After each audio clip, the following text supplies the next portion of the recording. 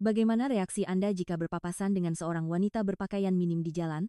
Saya sendiri seorang wanita, dan meski saya tahu seharusnya tidak menatap, terkadang secara naluriah mata saya tertuju padanya. Saat-saat seperti itu membuat saya merasa canggung. Kisah hari ini adalah tentang seorang wanita dari Norwegia yang datang ke Indonesia untuk merasakan langsung kehidupan di sini setelah menyelesaikan tugasnya di pasukan khusus. Mungkin karena di Norwegia hampir tidak ada perbedaan perlakuan antara pria dan wanita, dan orang-orang lebih santai soal pakaian terbuka. Di sebuah gang sepi di Jakarta, saat bertemu dengan seorang pria Indonesia yang belum pernah ia lihat sebelumnya, wanita itu tiba-tiba mengangkat roknya, memperlihatkan kulitnya yang putih mulus. Pria Indonesia yang melihat pemandangan itu begitu terkejut hingga langsung jatuh pingsan. Sebenarnya, apa yang terjadi saat itu? Mari kita simak bersama. Halo, nama saya Frida, seorang veteran dari pasukan khusus Norwegia. Saya bukanlah pahlawan gemilang seperti yang mungkin Anda bayangkan. Namun, jejak latihan yang terukir di tubuh dan jiwa saya selama 5 tahun rasanya tak akan pernah hilang seumur hidup. Kenangan bangun setiap jam 4 pagi dan berlari menembus salju tebal di bawah suhu beku. Kenangan menjalankan misi selama 72 jam tanpa tidur sekejap pun. Semua itu masih begitu jelas. Momen-momen yang terkadang datang bagai mimpi buruk itulah yang membawa saya hingga ke Indonesia. Saat saya menyelesaikan masa tugas, rekan-rekan saya memberi selamat, tetapi saya justru merasa hampa. Setelah terbiasa hidup dalam ketegangan dan disiplin ekstrem setiap hari, tiba-tiba semuanya terasa hilang. Sambil berjalan di jalanan kampung halaman yang sunyi, pikiran saya hanya dipenuhi satu pertanyaan, apa yang harus kulakukan sekarang? Tubuh saya memang bebas, tetapi hati saya justru terasa terkurung. Suatu hari, saya teringat pada para perwira Tentara Nasional Indonesia, TNI, yang pernah saya temui dalam sebuah latihan gabungan internasional. Disiplin, kesopanan, dan yang terpenting, tekad yang terpancar dari tatapan mata mereka meninggalkan kesan mendalam. Seorang perwira bahkan pernah berkata pada saya, kami bersiap untuk berperang demi menjaga perdamaian. Kata-kata yang sederhana namun mendalam itu membekas di hati saya. Saat mencari informasi tentang Indonesia di internet, saya tak sengaja menemukan program visa sosial budaya. Seketika, hati saya berdebar penuh semangat, dan keputusan pun dibuat, ya, aku akan memulai hidup baru di dunia yang sama sekali berbeda. Dalam waktu kurang dari sebulan, visa saya disetujui. Hanya dengan satu ransel, saya terbang ke Indonesia. Kesan pertama saat menginjakan kaki di Bandara Internasional Soekarno-Hatta adalah rasa takjub. Segalanya tampak teratur, orang-orang bergerak dengan kesibukan mereka masing-masing namun tetap dalam sebuah ritme yang teratur. Selama perjalanan menuju Jakarta dengan bus bandara, saya terpana oleh pemandangan di luar jendela. Gedung-gedung pencakar langit menjulang di antara pepohonan hijau dan aliran sungai, pemandangan yang asing namun anehnya terasa menenangkan. Saya tiba di sebuah guest house kecil di Jakarta Selatan yang sudah saya pesan sebelumnya. Kamarnya memang kecil, tetapi bersih, dan dari jendela saya bisa melihat atap-atap rumah tradisional. Sejak hari pertama, tanpa merasakan jet lag, saya langsung menjelajahi kota. Berbeda dengan jalanan sunyi di Norwegia, Jakarta tetap hidup dan penuh energi bahkan hingga larut malam, lampu-lampu neon bersinar terang, aroma aneka masakan menguar di udara, dan orang-orang tak henti-hentinya beraktivitas. Di tengah hiruk-pikuk itu, saya justru merasa tenang. Selama seminggu, saya berkeliling Jakarta untuk mencari tempat tinggal yang cocok. Akhirnya pilihan saya jatuh pada sebuah kawasan perumahan yang tenang di Kebayoran Baru. Apartemen studio kecil itu memiliki akses transportasi yang mudah, dan di dekatnya ada kompleks Gelora Bung Karno, GBK, di mana saya bisa berlari setiap pagi. Kebiasaan dari pasukan khusus memang tidak mudah dihilangkan. Untuk membiayai hidup, saya mencari pekerjaan yang bisa memanfaatkan kemampuan bahasa Inggris saya. Saya diterima bekerja di sebuah kafe di daerah Kemang yang ramai dikunjungi orang asing.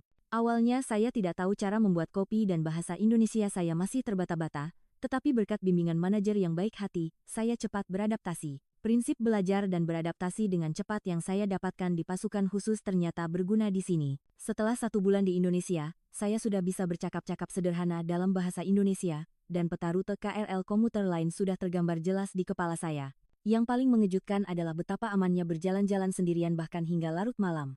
Norwegia juga negara yang aman, tetapi tingkat keamanan di Jakarta pada malam hari terasa melebihinya. Bisa berjalan sendirian sebagai seorang wanita tanpa rasa takut adalah hal yang luar biasa. Pelanggan di kafe tidak hanya orang Indonesia, tetapi juga berasal dari berbagai negara. Ada yang datang dengan visa yang sama seperti saya, ada mahasiswa, ada pula pebisnis. Berinteraksi dengan mereka membuat saya mengenal berbagai budaya. Namun, yang paling menarik adalah cerita-cerita dari orang Indonesia. Semangat mereka terhadap pendidikan, pengabdian pada keluarga, dan kebanggaan mereka terhadap negara yang berkembang pesat sangat mengesankan. Daya observasi yang saya asah di pasukan khusus juga berguna dalam kehidupan sehari-hari. Kebiasaan pelanggan kafe, pola minuman yang mereka pesan, Bahkan tempat duduk pilihan mereka, semuanya menjadi data yang tersimpan di kepala saya. Terkadang kebiasaan ini melelahkan, tetapi berkat itu saya bisa dengan mudah mengingat selera para pelanggan tetap. Memasuki bulan ketiga di Indonesia, saya sudah merasa seperti penduduk lokal. Pagi hari saya sarapan nasi uduk dan teh botol dari warung dekat rumah, lalu berangkat kerja naik KRL. Di kafe, saya menerima pesanan dalam bahasa Indonesia, dan sepulang kerja terkadang saya membeli sate di pinggir jalan. Mencoba makanan pedas menjadi hobi kecil saya. Rasa pedas yang menggigit, yang tak pernah saya rasakan di Norwegia, menjadi favorit saya. Hingga suatu malam, sebuah insiden yang mengubah hidup saya terjadi. Sepulang kerja, saya mampir ke kawasan kuliner malam di Blok M yang baru saya temukan. Lampu warna-warni, aroma makanan yang sedap, dan suara para pedagang yang bersemangat memikat saya. Di antara berbagai jajanan, mata saya tertuju pada sate ayam dengan bumbu yang terlihat pekat. Saya memiliki alergi, jadi saya selalu berhati-hati, terutama alergi kacang saya yang cukup parah. Saya pun bertanya dalam bahasa Inggris, apakah bumbu ini mengandung kacang? Namun sepertinya penjual sate itu tidak sepenuhnya mengerti pertanyaan saya. Ia hanya tersenyum dan menjawab, enak, pedas. Saya mengamati tusukan sate itu dengan saksama. Secara kasat mata, tidak terlihat ada kacang. Sepertinya aman, pikir saya. Lalu membeli satu porsi dan mulai memakannya. Rasanya memang lezat. Daging yang pedas dan berbumbu kaya itu mengenyangkan perut saya yang lapar. Masalah dimulai 10 menit kemudian. Awalnya hanya bibir saya yang terasa sedikit kesemutan. Saya pikir itu karena rasa pedasnya. Saya pun berjalan pulang. Setelah keluar dari stasiun MRT Blok M, saya memasuki sebuah gang kecil. Gang itu gelap dan sepi. Perlahan, tenggorokan saya terasa menyempit dan napas saya menjadi sesak. Seketika saya sadar, ini reaksi alergi. Saya bisa merasakan kulit saya mulai membengkak dan ruam-ruam muncul. Saya segera mencoba mengambil EpiPen dari tas, seharusnya benda itu ada di saku kiri seperti biasa. Namun anehnya, jari-jari saya tidak mau menurut. Tangan saya gemetar dan terasa kebas. Akhirnya, tas itu terlepas dari genggaman saya dan jatuh ke tanah. Yang lebih parah, tas itu mulai menggelinding menuruni jalan gang yang sedikit miring. Rasa putus asa menyelimuti saya saat melihat tas berisi EpiPen itu semakin menjauh. Saya mencoba mengejarnya, tetapi kaki saya terasa lemas. Setelah beberapa langkah, saya pun terjatuh berlutut. Di bawah cahaya lampu jalan yang redup, saya terengah-engah, mencoba berteriak minta tolong, tetapi tidak ada suara yang keluar. Tenggorokan saya terasa seperti tercekik. Rasa takut bahwa saya akan pingsan di sana tanpa ada yang menemukan mulai menghantui. Dari kejauhan, saya mendengar suara langkah kaki. Seseorang sedang berjalan memasuki gang. Saya mencoba bersuara, tetapi yang keluar hanya desahan napas yang berat. Saat kesadaran saya mulai memudar, satu pikiran melintas. EpiPen. Paha. Saya teringat pelatihan pertolongan pertama di pasukan khusus. Saat syok anafilaksis, suntikan EpiPen harus diberikan di paha. Dan menunjukkan bagian tubuh itu adalah sinyal pertolongan yang paling jelas. Dengan sisa tenaga terakhir, saya mengangkat rok saya. Di paha kiri saya, ruam merah sudah menyebar. Bersamaan dengan itu, tangan saya menunjuk ke arah tas saya yang tadi menggelinding. Suara langkah kaki semakin dekat, dan akhirnya seorang pria muncul di hadapan saya, wajahnya terlihat samar. Sepertinya ia mengucapkan sesuatu dengan ekspresi terkejut, tetapi saya tidak bisa mendengarnya. Pandangan saya semakin menyempit, dan akhirnya, kesadaran saya hilang. Saat saya membuka mata, saya sudah berada di atas ranjang rumah sakit. Cahaya lampu neon di langit-langit terasa menyilaukan. Tubuh saya masih terasa berat, tetapi saya sudah bisa bernapas. Perlahan saya menoleh dan melihat seorang pria asing tertidur di kursi di samping tempat tidur. Sepertinya dia adalah pria yang saya temui di gang tadi. Seorang perawat masuk, dan pria itu pun terbangun. Saat itulah saya bisa melihat wajahnya dengan jelas. Tingginya sekitar 180 cm, mengenakan kemeja kerja yang rapi. Meski matanya terlihat lelah, tatapannya hangat. Setelah berbicara dengan perawat dalam bahasa Indonesia, ia menoleh ke arah saya dan tersenyum. Halo, Anda sudah baik kan? Bahasa Inggrisnya cukup lancar. Dengan suara serak, saya menjawab, ya, terima kasih. Apakah Anda yang menolong saya? Dia menggelengkan kepala dengan rendah hati. Hanya kebetulan saja, nama saya Banyu. Dia menjelaskan bahwa saat itu dia sedang dalam perjalanan pulang setelah lembur. Dia menemukan saya tergeletak di gang dan melihat ruam di paha saya serta isyarat tangan saya yang menunjuk ke arah tas. Dia langsung mengerti situasinya. Dia menemukan EpiPen di dalam tas, menyuntikannya ke paha saya, dan segera menelepon ambulans. Selama menunggu, dia tetap di sisi saya dan bahkan menemani saya sampai ke rumah sakit. Yang lebih mengejutkan, dia telah mengisi dokumen sebagai wali saya dan bahkan membayarkan biaya rumah sakit terlebih dahulu. Hati saya dipenuhi rasa terima kasih yang mendalam atas kebaikannya pada orang asing seperti saya. Banyu meminta informasi tempat kerja dan alamat saya. Dia akan menghubungi manajer kafe untuk menjelaskan situasi saya dan juga memberitahu pemilik kos bahwa saya akan pulang keesokan harinya. Terima kasih banyak, Banyu. Kalau tidak ada Anda, saya tidak bisa melanjutkan kalimat saya. Air mata mulai menggenang. Banyu menjawab dengan senyum lembut, jangan berkata begitu. Siapapun pasti akan melakukan hal yang sama. Lalu ia bertanya, ngomong-ngomong, nama Anda Frida, kan? Frida Olsen. Saya dari Norwegia. Saat saya berkomentar dengan malu-malu bahwa perkenalan pertama kami bukanlah wajah, melainkan paha saya, Banyu tertawa. Saat melihatnya tertawa, saya seolah melihat cahaya di belakangnya. Ketika Banyu pamit untuk menerima telepon, saya berbaring di ranjang rumah sakit dan merenung. Di negeri asing, di saat nyawa saya terancam, seorang tak dikenal mengulurkan tangan. Kehidupan di Norwegia, pengalaman di pasukan khusus dan awal yang baru di Indonesia, semuanya terasa terjalin seperti benang takdir yang membawa saya ke momen ini. Sore harinya, dokter mengatakan kondisi saya sudah stabil dan saya boleh pulang. Namun, saya diperingatkan untuk tidak melakukan aktivitas berat untuk sementara waktu dan lebih berhati-hati dengan alergi makanan. Saat saya hendak menyelesaikan administrasi, Banyu sudah menunggu di koridor. Di tangannya ada sebuah kantong kertas kecil. Halo, Frida. Senang melihat Anda sudah sehat. Ini, saya siapkan EpiPen baru. Selalu bawa ini, ya. Perhatiannya sekali lagi membuat saya terharu. Banyu menawarkan untuk mengantar saya pulang. Saya menolak karena merasa sudah terlalu banyak merepotkan, tetapi dia bersikeras sambil tersenyum. Ini untuk memastikan Anda benar-benar aman. Di dalam taksi, kami banyak mengobrol. Banyu adalah seorang programmer berusia 32 tahun yang bekerja di sebuah perusahaan IT. Dia pernah mengikuti program pertukaran pelajar di Amerika selama setahun, dan bahasa Inggris yang ia gunakan saat ini adalah hasil dari pengalaman itu. Saya menceritakan tentang para perwira TNI yang saya temui saat latihan gabungan. Saya dulu seorang prajurit, di pasukan khusus Norwegia. Mata Banyu membelalak. Seperti kebanyakan orang, dia tampak terkejut mendengar ada wanita di pasukan khusus. Percakapan kami pun berlanjut ke pengalaman wajib militer, perbedaan budaya, dan pengalaman saya di Indonesia. Obrolan mengalir begitu alami, seolah kami adalah teman lama. Saat tiba di depan tempat tinggal saya, dengan hati-hati saya bertanya, bolehkah saya meminta nomor telepon Anda? Saya ingin mentraktir Anda makan sebagai ucapan terima kasih. Begitulah cara kami bertukar kontak. Saat memasuki kamar, saya tersadar.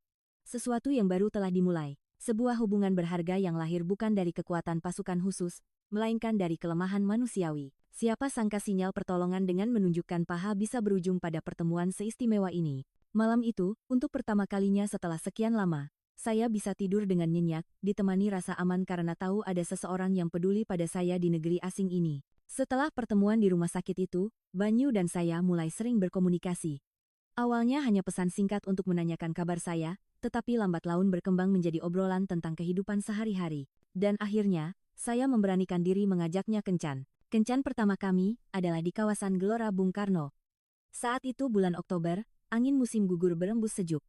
Kami menyewa sepeda dan berkeliling, sambil merasakan angin menerbangkan rambut saya. Banyu bercerita tentang sejarah Indonesia dan arti penting kompleks olahraga ini.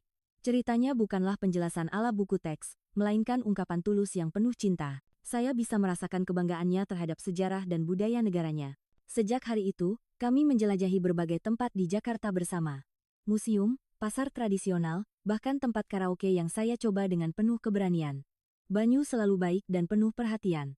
Terkadang saya tertawa saat dia lupa bahwa saya adalah mantan anggota pasukan khusus dan mencoba membawakan barang-barang berat untuk saya.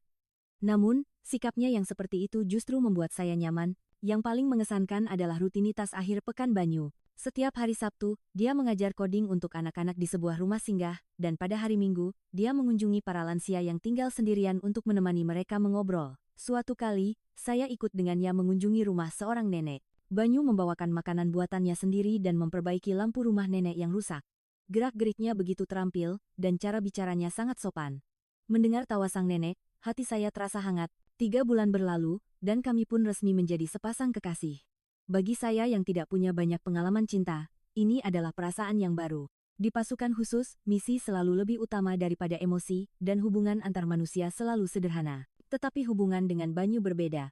Perlahan, dia meruntuhkan dinding tebal di hati saya. Keluarga Banyu juga menyambut saya dengan hangat.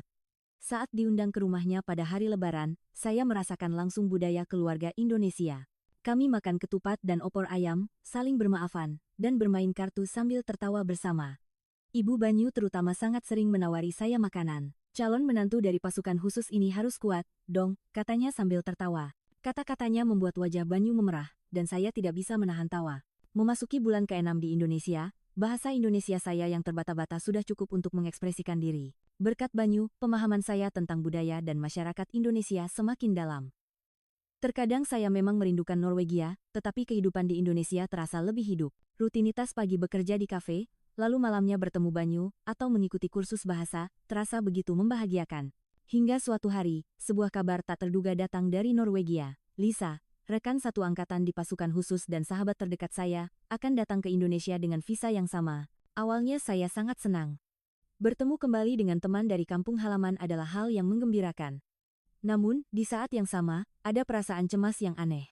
Saya punya firasat, pertemuan antara masa lalu saya di Norwegia dan masa kini saya di Indonesia akan mengubah sesuatu. Pada hari kedatangan Lisa di Bandara Soekarno-Hatta, saya dan Banyu menjemputnya. Lisa, yang sudah setahun tidak saya temui, masih terlihat sehat dan penuh energi. Rambut pirangnya, senyumnya yang secerah matahari, dan tubuhnya yang kencang hasil latihan di pasukan khusus. Begitu melihat saya, dia langsung berlari dan memeluk saya erat. Saya bisa merasakan kehangatan tubuh seorang kawan yang pernah berjuang bersama. Frida. Aku kangen sekali. Tapi kenapa kamu jadi kurusan begini? Kamu tidak latihan, ya? Kalimat pertama Lisa begitu lugas. Dulu di pasukan khusus, kami selalu saling memacu untuk menjadi lebih kuat. Menunjukkan kelemahan satu sama lain adalah cara kami bersahabat. Namun, selama 6 bulan di Indonesia, saya sudah tidak terbiasa dengan percakapan selugas itu. Hubungan saya dengan Banyu jauh lebih lembut dan penuh perhatian. Aku masih latihan, kok. Hanya dengan cara yang sedikit berbeda. Jawaban saya membuat Lisa mengerutkan kening. Saat saya memperkenalkan Banyu, Lisa menatapnya dari atas ke bawah dengan tatapan penuh rasa ingin tahu. Oh, jadi ini alasan yang membuat Frida betah di Indonesia, ya. Mendengar itu, Banyu hanya tersenyum ramah dan menyapa.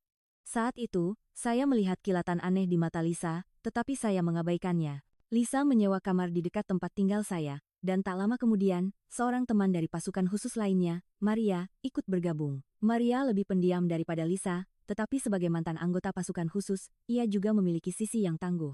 Atas usul Lisa, kami berempat, termasuk Banyu, makan malam bersama. Baru seminggu di Indonesia, Lisa sudah cukup hafal seluk-beluk Jakarta. Kemampuan adaptasinya memang selalu luar biasa. Saya menyiapkan masakan Indonesia dengan sepenuh hati, rendang, sate, dan aneka lauk lainnya. Banyu membawa beberapa botol bir, sementara Lisa dan Maria mengeluarkan aquavit yang mereka bawa dari Norwegia. Awalnya, suasana begitu hangat. Kami berbicara tentang perbedaan budaya Norwegia dan Indonesia, makanan, dan bahasa. Banyu berusaha keras berpartisipasi dalam percakapan dengan bahasa Inggrisnya, dan Lisa serta Maria juga melontarkan banyak pertanyaan. Tak lama, topik pembicaraan beralih ke militer. Lisa bertanya, Banyu, kudengar Anda juga pernah di militer, ya? Apakah semua pria di Indonesia wajib militer? Banyu mengangguk. Ya. Saya selesai tugas 8 tahun lalu. Selama 2 tahun. Di unit apa? Tatapan Lisa menjadi tajam. Infanteri. Bukan sesuatu yang istimewa, tapi saya cukup jago menembak. Jawaban Banyu terdengar rendah hati. Saat itu, Lisa berkata sambil tersenyum, sudah 8 tahun, ya. Berarti sudah jadi warga sipil sepenuhnya. Padahal kami masih latihan setiap hari. Kata-kata itu membuat suasana di meja makan sedikit berubah. Ada nada provokasi dalam ucapan Lisa. Saya melirik ekspresi Banyu. Dia masih tersenyum, tetapi ada sedikit ketegangan di matanya. Latihan militer memang sudah tidak saya jalani, tetapi kebiasaan yang melekat di tubuh masih ada.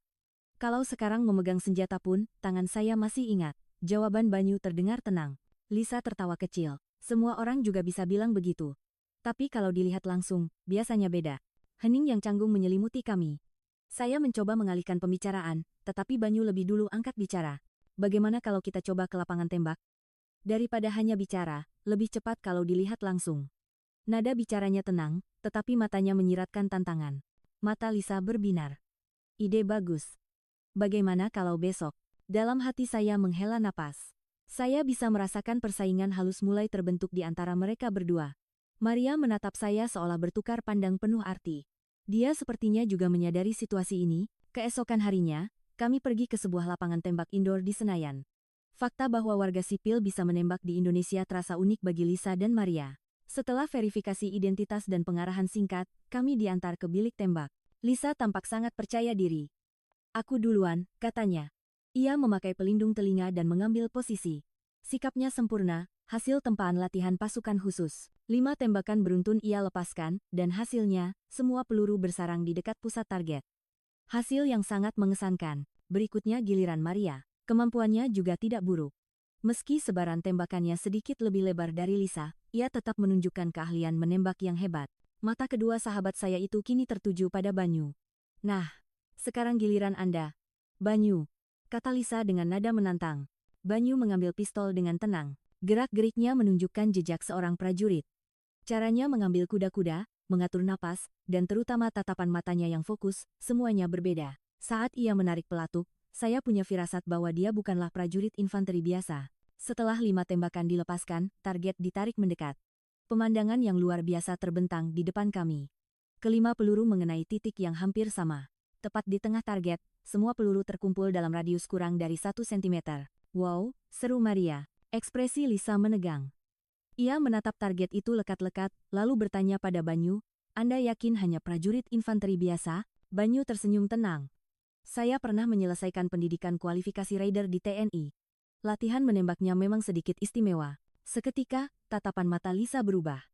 Awalnya terkejut, lalu menjadi hormat. Dan terakhir, ada emosi lain yang melintas. Saat itu, saya tidak menyadari apa artinya. Setelah dari lapangan tembak, kami mengobrol sambil minum kopi di kafe terdekat. Suasananya benar-benar berubah. Lisa melontarkan lebih banyak pertanyaan pada Banyu dan mendengarkan jawabannya dengan serius. Maria juga menunjukkan rasa ingin tahu tentang sistem di TNI. "Apakah semua pria di Indonesia sejago ini menembak?" tanya Maria. Banyu tertawa dan menggeleng. "Tidak, saya hanya mendapat pelatihan khusus." Kata-kata itu membuat semua mata tertuju padanya. Bahkan saya pun baru pertama kali mendengarnya. Selama ini, Banyu tidak pernah menyebutkan bahwa ia pernah mengikuti pelatihan khusus. Dia hanya mengatakan telah menyelesaikan wajib militer biasa. "Kenapa kamu tidak pernah cerita?" tanya saya tanpa sadar. Banyu menjawab dengan tenang, "Saya pikir itu bukan hal yang penting. Saya hanya menjalankan kewajiban pada negara." Sikapnya yang rendah hati itu justru membuatnya semakin mengesankan. Rasa hormat di mata Lisa dan Maria terlihat jelas. Terutama Lisa, tatapannya pada Banyu benar-benar berubah. Sejak hari itu, sikap Lisa mulai aneh. Dia sering mencoba ikut dalam kencan saya dan Banyu, terkadang mengganggu waktu kami berdua. Awalnya saya pikir dia hanya kesepian atau sedang berusaha beradaptasi dengan kehidupan di Indonesia. Namun seiring berjalannya waktu, saya merasa tujuannya tidak sesederhana itu. Suatu malam, Lisa datang ke tempat saya. Kami mengobrol sambil minum kopi. Tiba-tiba, Lisa mulai berbicara dengan wajah serius. "Frida, aku akan jujur padamu. Aku khawatir." Saya menatapnya dengan bingung. "Khawatir tentang apa?" "Tentang kamu yang terlalu larut dalam kehidupan di Indonesia, terutama dengan Banyu. Coba pikirkan, apa hubungan kalian benar-benar punya masa depan? Budayanya beda, bahasanya beda, dan pada akhirnya, kamu harus kembali ke Norwegia." Kata-katanya menyentuh kegelisahan di dalam hati saya. Jujur, saya juga terkadang memikirkan hal itu. Visa saya suatu saat akan berakhir, dan saya tidak tahu apa yang akan terjadi setelahnya. Saya dan Banyu belum pernah membicarakan masalah ini secara serius. Aku tahu. Tapi untuk saat ini aku bahagia. Bukankah itu yang terpenting? Jawaban saya terdengar kurang yakin. Lisa menghela napas. "Kamu selalu begitu. Terlalu fokus pada saat ini dan tidak memikirkan masa depan.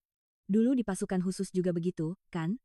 Hanya fokus pada misi tanpa memikirkan akibatnya." Kata-katanya menusuk hati saya. Ada benarnya. Dulu di pasukan khusus, saya selalu tenggelam dalam misi saat ini. Dan karena itu saya pernah beberapa kali mengalami krisis. Tapi saat itu dan sekarang berbeda. Setidaknya, itulah yang saya pikirkan. Dan jujur saja, apa kamu pikir pria seperti Banyu serius padamu? Wanita kuat sepertimu bagi pria Indonesia hanyalah pengalaman baru, sebuah petualangan. Budaya mereka berbeda, pada akhirnya, yang mereka inginkan adalah istri yang penurut. Kata-kata Lisa semakin tajam. Dia terus menanamkan keraguan tentang hubungan saya. Kecenderungan konservatif pria Indonesia, sulitnya hubungan beda negara, dinding perbedaan budaya, semua itu adalah kegelisahan yang pernah saya pikirkan. Sejak hari itu, Lisa selalu mengangkat topik serupa setiap ada kesempatan. Awalnya saya mencoba mengabaikan nasihatnya, tetapi perlahan kata-katanya meresap ke dalam hati saya. Bahkan saat bersama Banyu, kata-kata Lisa terngiang di kepala. Apakah kami benar-benar punya masa depan? Seberapa tulus perasaannya? Apakah ini hanya perasaan sesaat? Banyu sepertinya menyadari perubahan saya dan terkadang bertanya, "Apa yang sedang kamu pikirkan?" Akhir-akhir ini kamu terlihat berbeda. Tapi saya hanya menjawab sedang lelah atau teringat kampung halaman. Sulit untuk mengatakan yang sebenarnya. Saya takut jika saya menyuarakan kegelisahan saya, itu akan menjadi kenyataan. 1 bulan berlalu seperti itu. Kata-kata Lisa semakin sering dan semakin kuat menggoyahkan hati saya. Setiap kali saya bertemu Banyu, dia akan bertanya, senang, sambil tersenyum.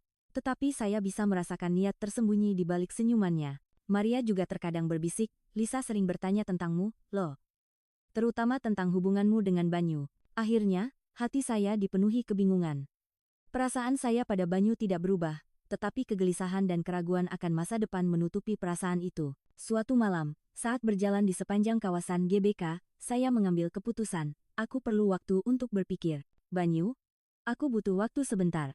Mendengar kata-kata saya, Banyu tampak terkejut, tetapi raut wajahnya menunjukkan pengertian. Baiklah. Aku tidak akan bertanya apa yang terjadi.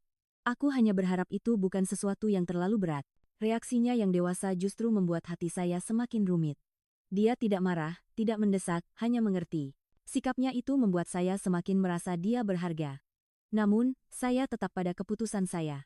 Saya akan berhenti menghubunginya selama beberapa hari untuk menyendiri. Saat saya memberitahu Lisa tentang ini, dia tampak lega. Itu keputusan yang bijak. Kamu perlu waktu untuk menata hatimu. Saya pun fokus untuk merenungkan perasaan dan masa depan saya. Seperti latihan di pasukan khusus, saya mencoba menganalisis semua kemungkinan untuk mengambil keputusan terbaik. Tetapi masalah hati berbeda dengan keputusan taktis. Logika saja tidak cukup untuk menemukan jawaban. Setiap malam, saya berlari di GBK sambil berpikir, kenangan bersama Banyu, senyum hangatnya, sikapnya yang penuh perhatian, dan peringatan dari Lisa. Semuanya bercampur aduk, membuat hati saya bingung. Tetapi satu hal yang pasti, setiap kali memikirkan Banyu, dada saya terasa hangat. Masa mengambil waktu selama seminggu terasa lebih berat dari yang saya bayangkan. Tanpa berkomunikasi dengan Banyu, saya mencoba menghabiskan waktu sendirian. Pagi bangun, pergi kerja ke kafe, selesai kerja lari sendirian di GBK atau ikut kursus bahasa. Secara lahiriah, tidak banyak yang berubah dari rutinitas saya, tetapi hati saya terasa kosong. Setiap kali melihat layar ponsel yang sepi dari pesan atau telepon Banyu, dada saya terasa sakit. Namun, saya meyakinkan diri bahwa ini adalah keputusan yang benar. Selama periode itu, Lisa menunjukkan perhatian yang berlebihan. Hampir setiap hari dia mampir ke tempat saya dan mengajak menghabiskan waktu bersama, menawarkan untuk pergi ke berbagai tempat wisata di Indonesia. Saya menganggapnya sebagai perhatian seorang teman, tetapi terkadang saya merasa canggung saat dia bertanya tentang Banyu. Setiap kali itu terjadi, saya mengalihkan pembicaraan atau menjawab singkat, masih kupikirkan. Maria sering menatap saya dengan tatapan penuh arti. Suatu kali, saat Lisa sedang pergi, dia bertanya dengan pelan, Frida, apa kamu tidak merasa sikap Lisa aneh akhir-akhir ini? Mendengar itu, saya terdiam sejenak, tetapi kemudian menggelengkan kepala. Dia adalah teman yang saya kenal sejak di pasukan khusus, dan saya pikir tidak ada alasan untuk meragukan ketulusannya. Seminggu berlalu, dan saya mengambil keputusan. Saya akan bertemu Banyu lagi dan berbicara jujur. Meskipun semua kegelisahan belum hilang, setidaknya saya ingin mencari solusi dengan berbicara bersama. Nasihat Lisa memang menggoyahkan hati saya, tetapi perasaan saya pada Banyu tidak berubah. Dalam perjalanan ke tempat kerja, saya memberanikan diri mengirim pesan pada Banyu. Apa ada waktu setelah pulang kerja hari ini? Ada yang ingin kubicarakan. Beberapa menit kemudian, balasan datang. Tentu, kita bertemu di dekat Blok M jam 7 malam, ya? Pesan yang singkat, tetapi saya seolah bisa mendengar suaranya. Hati saya berdebar kencang. Hari itu, terasa sangat panjang. Saat menerima pesanan, membuat kopi, dan berbicara dengan pelanggan di kafe, pikiran saya hanya tertuju pada janji pertemuan malam nanti. Apa yang harus saya katakan? Bagaimana cara menjelaskan perasaan saya? Saya terus melakukan simulasi di kepala saya. Menjelang waktu pulang, saya semakin gugup. Jam menunjukkan pukul 18.30. Saya bergegas membereskan pekerjaan dan melepas apron. Setelah berpamitan pada manajer, saya keluar dari kafe menuju stasiun MRT arah Blok M. Saat itulah, melalui jendela sebuah kafe kecil yang saya lewati, saya melihat dua sosok yang tidak asing, Banyu dan Lisa. Mereka duduk berhadapan, terlibat dalam percakapan yang tampak serius. Ekspresi Banyu tegang, sementara Lisa terlihat sedang menjelaskan sesuatu dengan sungguh-sungguh. Seketika, jantung saya serasa membeku. Situasi apa ini? Ribuan pikiran berkecamuk di kepala saya. Bukan fakta bahwa Banyu dan Lisa bertemu, tetapi fakta bahwa mereka bertemu secara diam-diam tanpa memberitahu saya yang lebih mengejutkan. Dan sikap Lisa akhir-akhir ini, pertanyaan-pertanyaannya yang tak henti tentang Banyu, keraguan yang ia tanamkan tentang hubungan kami, semuanya terasa terhubung. Tanpa sadar, saya mendorong pintu kafe dan masuk. Keduanya tampak terkejut dengan kehadiran saya. Lisa melompat dari kursinya, dan wajah Banyu memucat. Apa yang sedang kalian lakukan di sini? Suara saya bergetar. Hening. Banyu yang pertama kali angkat bicara. Frida. Ini tidak seperti yang kamu pikirkan. Tidak seperti apa? Jelaskan padaku. Kemarahan mulai membuncah di hati saya. Banyu menghela napas panjang. Frida, Lisa bilang kamu tidak punya keberanian untuk mengatakannya langsung. Mengatakan apa? Lisa menyampaikan perasaanmu padaku.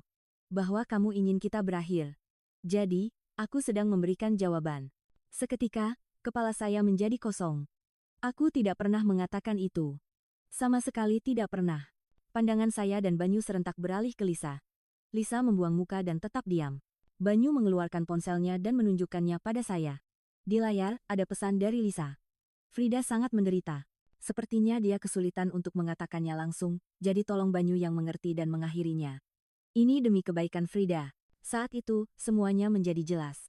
Fakta bahwa Lisa mencoba memisahkan saya dan Banyu. Dia membuat saya meragukan hubungan kami, sementara pada Banyu, dia menyampaikan pesan palsu bahwa saya ingin putus. Rasa marah dan pengkhianatan meluap secara bersamaan. Lisa, kenapa? Kenapa kamu melakukan ini? Suara saya bergetar. Lisa akhirnya mengangkat wajahnya. Matanya menunjukkan emosi yang kompleks. Awalnya aku benar-benar melakukannya karena khawatir padamu. Aku ingin kamu melihat kenyataan. Kata-katanya terputus. Hening kembali menyelimuti, dan udara di dalam kafe terasa berat. Pandangan pelanggan lain tertuju pada kami, tetapi saat itu saya tidak peduli. Tapi apa? Katakan. Desak saya. Lisa menghela napas panjang. Tapi seiring berjalannya waktu, tanpa sadar aku mulai menyukai Banyu. Kamu bisa dengan mudah berada di sisinya, sementara aku hanya bisa melihat dari jauh. Sejak melihatnya di lapangan tembak, aku merasa sangat iri. Pengakuannya membuat saya terdiam. Sahabat terdekat saya, kawan seperjuangan, seseorang yang hampir seperti keluarga, melakukan hal ini di belakang saya. Rasanya tidak bisa dipercaya. Dulu di pasukan khusus, kita saling menjaga punggung, kan? Bahkan di tengah hujan peluru, kita saling percaya. Tapi sekarang, perbuatanmu ini sama saja seperti menodongkan senjata ke arahku. Suara saya lebih terdengar sedih daripada marah. Mata Lisa berkaca-kaca. Maaf, Frida. Awalnya aku benar-benar tidak bermaksud begitu. Aku hanya tidak ingin kamu terluka. Tapi, lama-lama aku juga ingin menjadi orang yang dipilih. Aku selalu merasa seperti bayanganmu. Kata-kata itu membuat hati saya hancur. Dulu di pasukan khusus, Lisa dan saya selalu setara. Setidaknya, itulah yang saya pikirkan. Tetapi ternyata, ada perasaan yang sudah lama terpendam di dalam hatinya. Banyu hanya diam menyaksikan semua ini. Ekspresinya menunjukkan kebingungan, kekecewaan, dan sedikit kelegaan. Akhirnya, dia angkat bicara. Frida, aku juga minta maaf. Seharusnya aku tidak langsung percaya pada kata-kata Lisa. Seharusnya aku bertanya dan memastikan langsung padamu. Suaranya terdengar tulus dan penuh penyesalan. Lisa, yang sepertinya tidak tahan lagi berada di sana, bangkit dari kursinya. Aku keluar sebentar. Dia keluar dari kafe dengan kepala tertunduk. Bersamaan dengan suara pintu yang tertutup, hanya tersisa saya dan Banyu di meja itu. Kami saling menatap tanpa kata untuk beberapa saat. Di matanya, saya kembali menemukan kehangatan yang saya rindukan. Tetapi kali ini, kehangatan itu bercampur dengan luka dan penyesalan yang dalam. Kamu benar-benar tidak pernah bilang ingin kita berakhir, tanya Banyu hati-hati. Saya menggeleng dengan tegas. Tentu saja tidak. Aku memang bilang butuh waktu, itu karena Lisa terus menanamkan keraguan tentang hubungan kita, dan itu membuatku bingung. Tapi aku tidak pernah mengatakan ingin berakhir. Banyu menarik napas dalam-dalam. Aku benar-benar bodoh. Tidak. Itu kata-kata yang disampaikan oleh teman dekat. Kamu tidak punya alasan untuk meragukannya. Perlahan, kami mulai membuka hati satu sama lain. Saya menceritakan bagaimana kata-kata Lisa menggoyahkan hati saya, tentang semua kegelisahan dan keraguan yang saya rasakan. Banyu juga menceritakan tentang pesan yang ia terima dari Lisa dan kebingungan yang ia rasakan. Sambil berbincang, kami menyadari satu hal. Hubungan kami, terlepas dari siasat Lisa, ternyata tetap kuat. Justru melalui kejadian ini, kami semakin yakin akan perasaan masing-masing. Mulai sekarang, apapun yang terjadi, kita harus bicara langsung. Jangan lagi menyampaikan atau menerima pesan melalui orang lain, usul Banyu. Saya dengan senang hati menyetujuinya. Saat kami keluar dari kafe, Lisa sudah tidak ada di sana.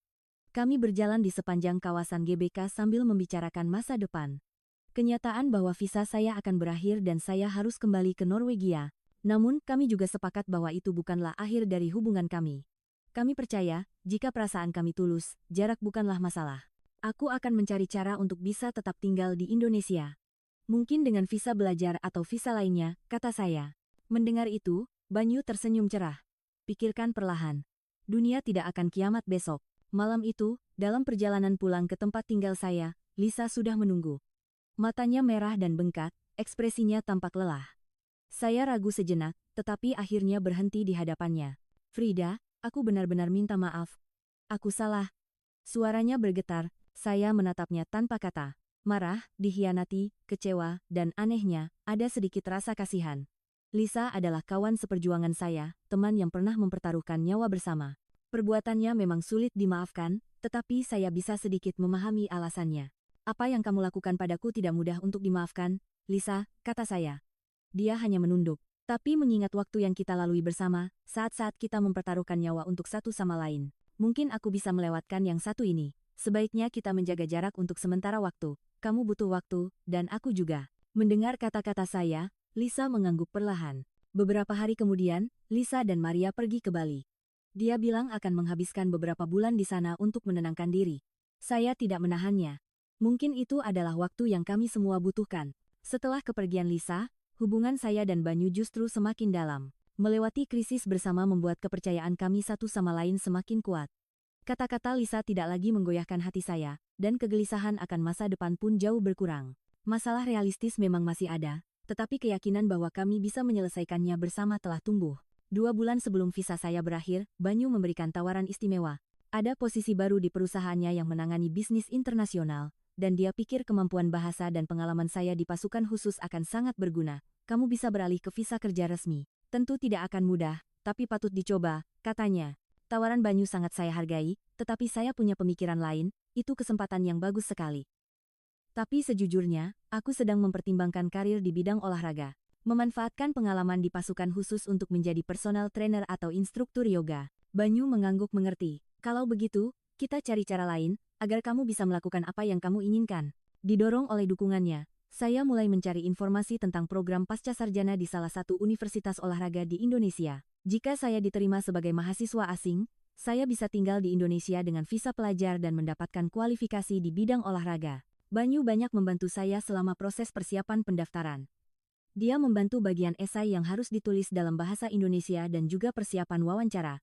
Setelah insiden dengan Lisa, saya mulai berpikir lebih dalam tentang arti pengalaman di pasukan khusus bagi hidup saya. Itu bukan sekadar masa lalu, melainkan bagian penting dari identitas saya. Namun di saat yang sama, ini adalah waktu untuk membangun identitas baru. Bukan lagi sebagai prajurit yang memegang senjata dan menjalankan misi, melainkan sebagai seorang pelatih yang membantu kesehatan orang lain. Itulah masa depan yang saya inginkan. Banyu juga mendukung penuh keputusan saya, dia sendiri sedang mempersiapkan perubahan dalam hidupnya. Dia berencana berhenti dari perusahaan tempatnya bekerja dan mendirikan perusahaan rintisan, startup.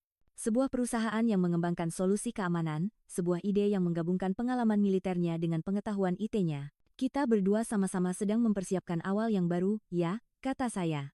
Banyu tersenyum dan mengangguk. Kalau bersama, pasti akan lebih baik. Saat tanggal kedaluarsa visa saya semakin dekat, saya berada di persimpangan keputusan besar. Keinginan untuk tetap tinggal di Indonesia sangat besar, tetapi ada masalah-masalah praktis. Saya ingin beralih ke bidang olahraga dan sudah mencari informasi tentang program pasca sarjana di Universitas Olahraga, tetapi persiapan ujian masuk dan peningkatan kemampuan bahasa Indonesia membutuhkan waktu. Banyu, jujur saja. Sepertinya aku harus kembali dulu ke Norwegia, kata saya. Ekspresi Banyu menjadi muram, namun dia segera mengangguk mengerti.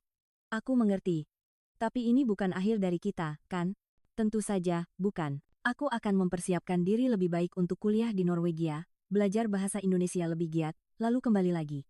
Tunggu aku beberapa bulan saja, Banyu tersenyum. Beberapa bulan atau bahkan setahun pun akan kutunggu. Kita sudah melewati banyak hal bersama, kan? Seminggu sebelum visa saya berakhir, saya menerima pesan tak terduga dari Lisa.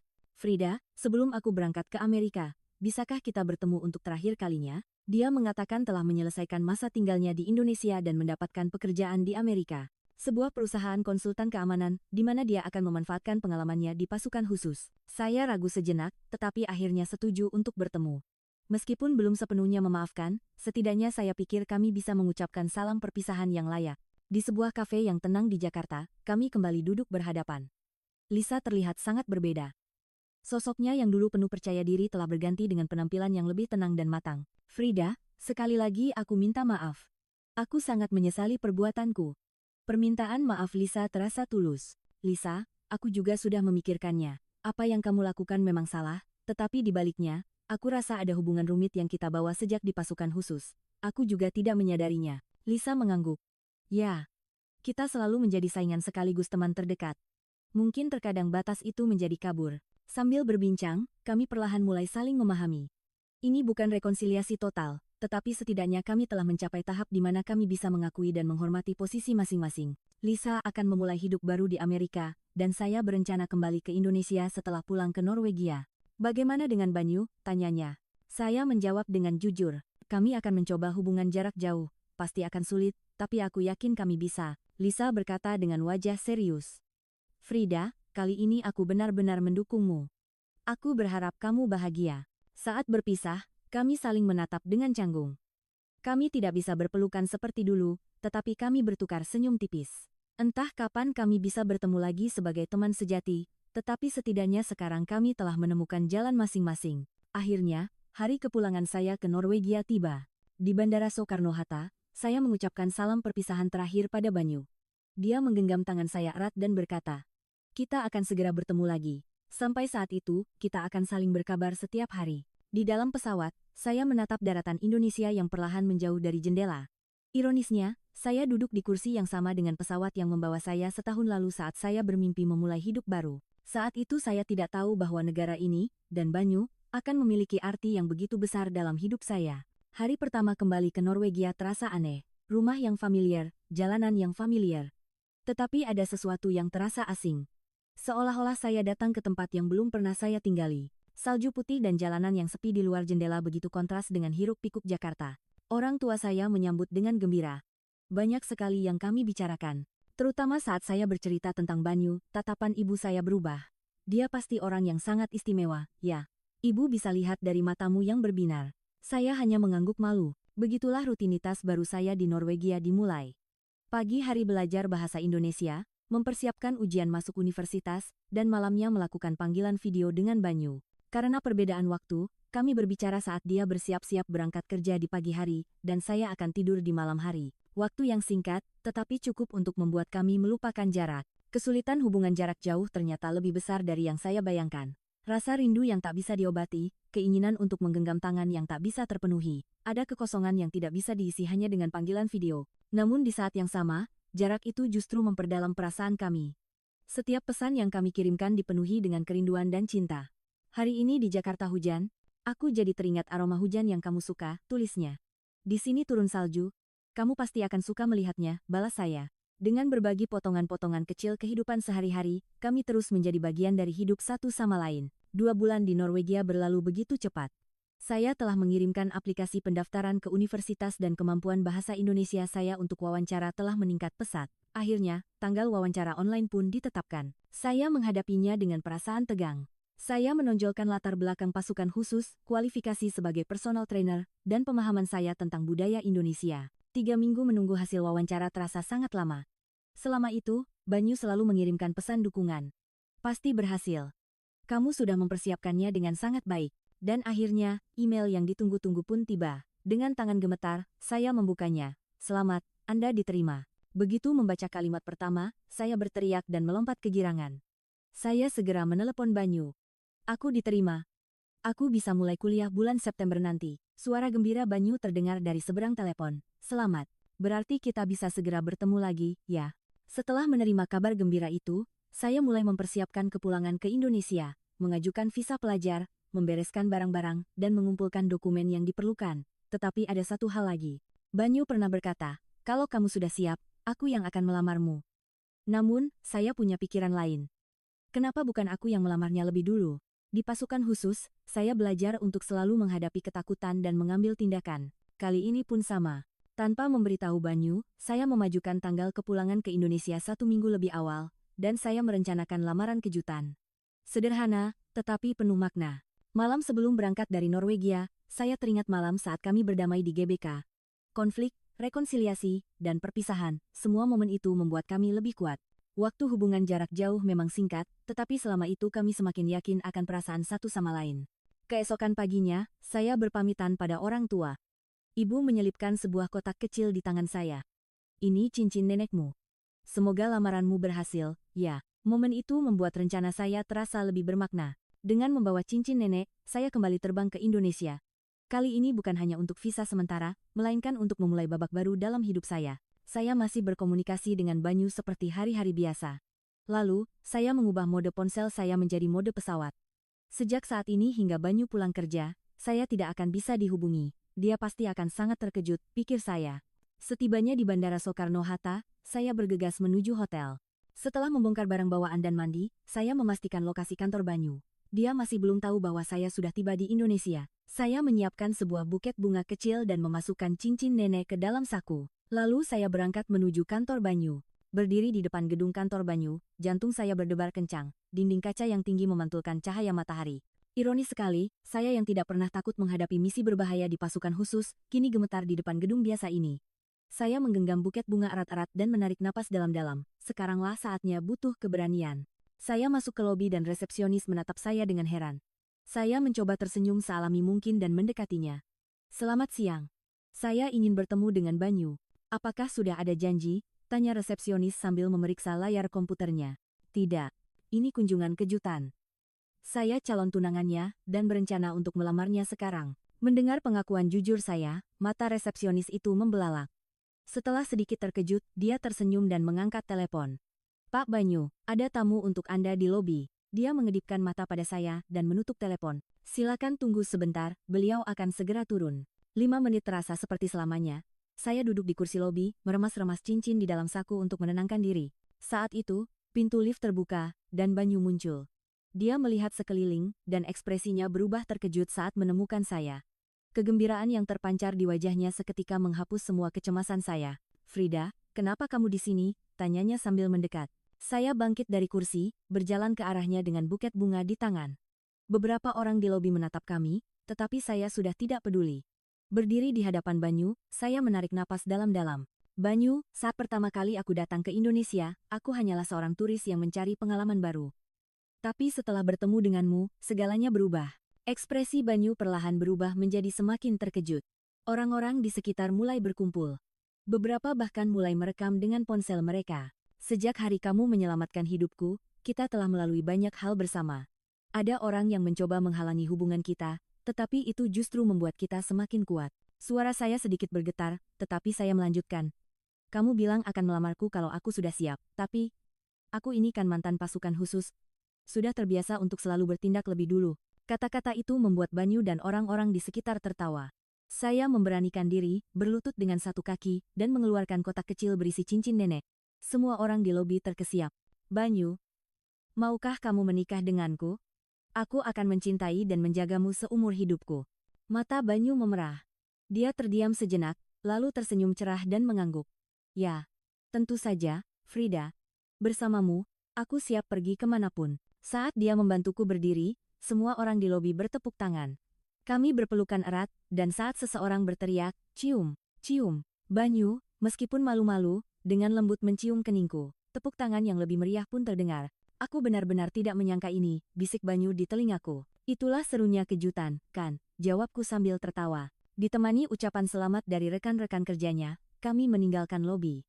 Banyu segera mengambil cuti setengah hari untuk menghabiskan waktu bersamaku. Sambil duduk dan mengobrol di kafe, dia masih menatapku seolah tidak percaya. Apa ini keputusan yang mendadak? Tanya Banyu. Tidak. Aku sudah merencanakannya sejak kembali ke Norwegia.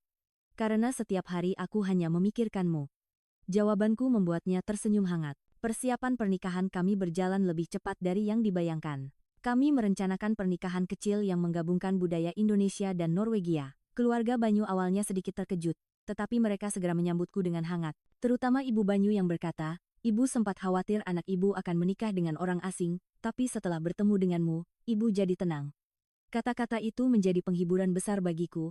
Pada hari pernikahan, saya mengenakan kebaya tradisional Indonesia dan gaun pengantin tradisional Norwegia secara bergantian, sebagai tanda penghormatan pada kedua budaya. Banyu juga bergantian mengenakan beskap dan setelan jas ala Norwegia. menunjukkan harmoni dua budaya. Orang tua saya menghadiri pernikahan melalui panggilan video, dan Maria juga terbang khusus dari Amerika untuk memberikan selamat. Lisa tidak bisa datang, tetapi dia mengirimkan pesan ucapan selamat yang tulus. Salah satu keputusan terbesar setelah menikah adalah masalah kewarganegaraan saya. Setelah lama mempertimbangkan, saya memilih untuk menjadi warga negara Indonesia. Melepaskan kewarganegaraan Norwegia bukanlah keputusan yang mudah, tetapi itu adalah pilihan yang perlu untuk memulai kehidupan baru di Indonesia. Proses naturalisasi ternyata lebih rumit dari yang saya bayangkan. Ujian bahasa, wawancara, dan banyak sekali dokumen. Tetapi Banyu selalu ada di samping saya untuk membantu. Bersamaan dengan itu, saya menantang diri untuk mendapatkan sertifikasi sebagai instruktur olahraga. Disiplin dan kegigihan yang saya pelajari dari kehidupan militer menjadi kekuatan besar dalam proses ini. Mengikuti ujian dalam bahasa Indonesia adalah bagian tersulit, tetapi saya dan Banyu belajar bersama hingga larut malam. Setelah mendapatkan sertifikasi, saya mulai bekerja di sebuah pusat kebugaran kecil di Jakarta Selatan.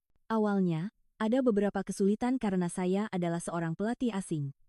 Beberapa anggota meragukan kemampuan bahasa Indonesia saya, dan ada yang khawatir apakah saya bisa memberikan pelatihan yang efektif. Tetapi saya diam-diam menunjukkan kemampuan saya dan perlahan mendapatkan kepercayaan. Mbak Frida ini beda dari pelatih lain, tegas dan efisien seperti tentara, kata seorang anggota, membuat saya tertawa. Mereka tidak tahu bahwa saya memang mantan anggota pasukan khusus. Memasuki tahun pertama pernikahan, kehidupan kami mulai stabil. Banyu mendirikan perusahaan rintisan perangkat lunak keamanannya, dan saya semakin mendapatkan banyak klien di pusat kebugaran. Di akhir pekan, kami pergi mendaki gunung bersama, atau terkadang mengajar olahraga sederhana untuk anak-anak di rumah singgah tempat Banyu menjadi relawan. Sesekali kami makan malam di rumah orang tua Banyu, menghabiskan waktu sebagai keluarga. Suatu hari, Ibu Banyu bertanya dengan hati-hati, "Kapan kalian berencana punya anak? Sudah waktunya punya anak, jangan cuma melatih otot terus." Pertanyaan itu membuat kami saling pandang dan tertawa terbahak-bahak. Sejujurnya, kami belum banyak membicarakan tentang anak. Kami berdua sedang fokus pada karir dan masih ingin menikmati waktu berdua. "Belum ada rencana, Bu. Nanti kami pikirkan lagi," jawab Banyu dengan lembut. Dalam perjalanan pulang, kami untuk pertama kalinya berbicara serius tentang anak. Kami berbagi pemikiran dan memastikan bahwa kami sama-sama ingin menjadi orang tua suatu saat nanti. Tetapi kami juga sepakat bahwa waktunya bukan sekarang. Kita masih butuh lebih banyak waktu berdua. Lagi pula, aku ingin bisnisku stabil dulu, kata Banyu. Saya mengangguk. Aku juga berpikir begitu. Aku ingin mengembangkan karirku lebih jauh dan beradaptasi sepenuhnya dengan kehidupan di Indonesia. Mendengar jawabanku, Banyu tersenyum lega. Kami pun sepakat untuk tidak terburu-buru. Namun, takdir punya rencana lain. Pada tahun kedua pernikahan, kami menerima kabar kehamilan yang tak terduga. Awalnya kami bingung, tetapi perasaan itu segera berubah menjadi kebahagiaan.